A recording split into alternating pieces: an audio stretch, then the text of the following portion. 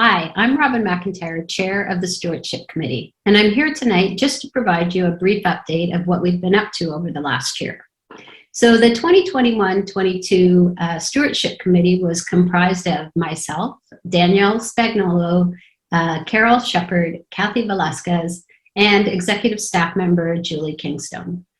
Over the last year, we met monthly to fulfill our obligations related to federal not-for-profit incorporations and registered charities.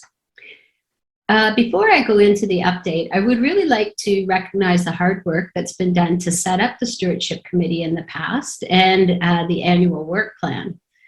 As a result of having these fundamental pieces in place, our committee was able to focus on the work that was necessary for both regulatory and financial reporting.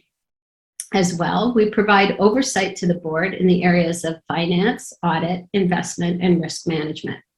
And although we're continually investigating ways to strengthen LiveWorkPlay, it's always important to us to deliver for our members and our families, and this is always top of mind. So how do we spend our time?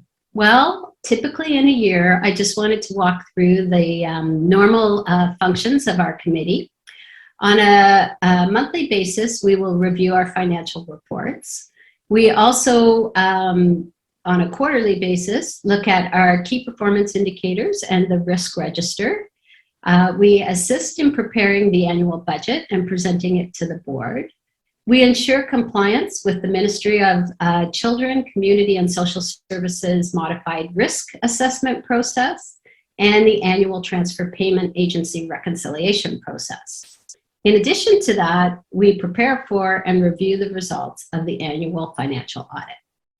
So last year, when we updated the membership, we talked about moving to monthly financial reporting. And we did that and implemented over the last year. It soon became apparent that the variances that we were finding in our monthly financial reports were largely related to the timing of revenues and when our invoices were being paid, as opposed to significant changes in LiveWorkPlay's financial position or financial exposure. So as a result of this, we would like to recommend, or the committee recommends, that we move back to quarterly reviews. So quarterly, we'll review the financial statements along with the KPIs. We feel that this is important because it will provide the executive staff with the time to respond to emerging pressures while minimizing the reporting burden. And we also feel that there's no significant risk associated with this practice.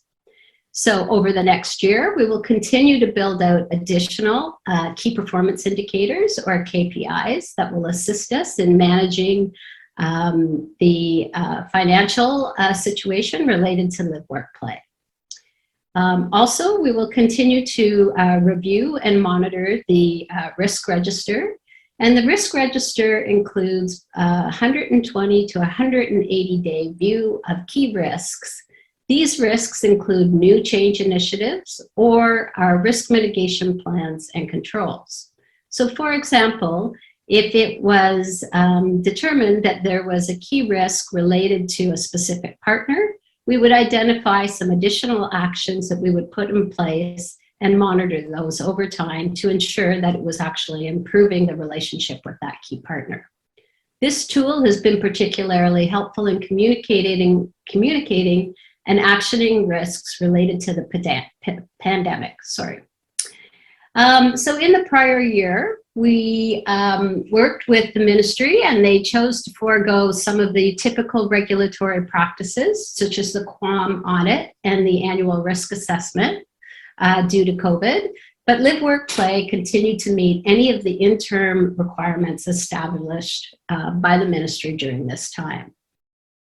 We've also continued to monitor trends in the attraction and retention of staff within the developmental services sector, and where necessary, supported the implementation of reviews, salary adjustments, and additional contracts to ensure that we were keeping pace with market forces.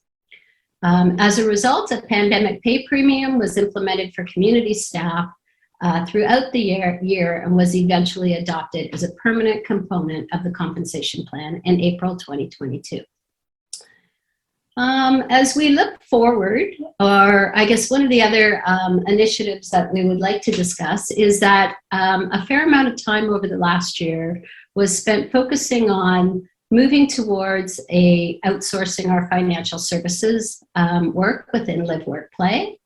And this has actually been a real benefit to the organization because we've been able to partner with an outside group who also supports other not-for-profit organizations and will be willing and able to share some best practices with us. So we will continue to learn and become more efficient.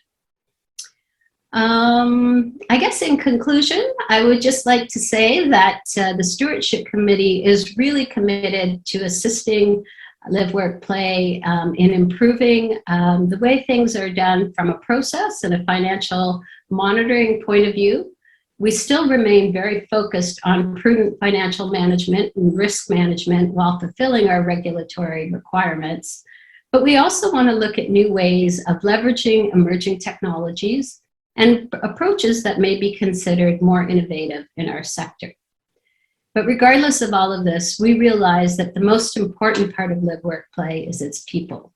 We would like to thank the exceptional staff, volunteers, and executive team who prioritize our members and their families' needs and put these at the heart of their work each and every day.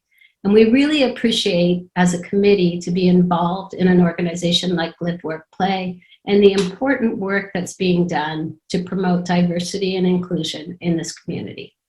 Thank you.